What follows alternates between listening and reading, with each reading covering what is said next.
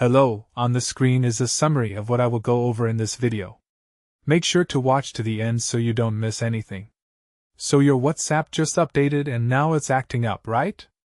Don't worry, we've got you covered with some solid solutions that actually work. Step 1.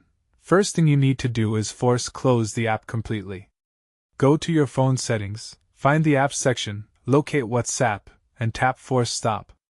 This clears out any glitchy processes running in the background.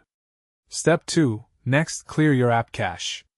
Still in the app settings for WhatsApp, look for Storage and then tap Clear Cache. This removes temporary files that might be causing conflicts without deleting your actual messages.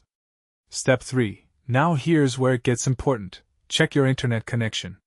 Make sure you're connected to either Wi-Fi or mobile data, and try switching between them to see if that helps the app respond better.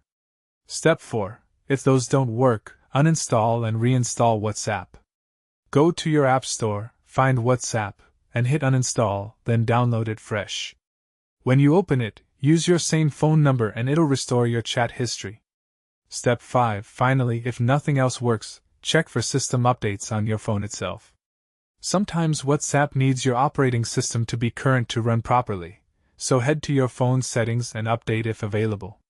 Try these steps in order, and your WhatsApp should be back to normal.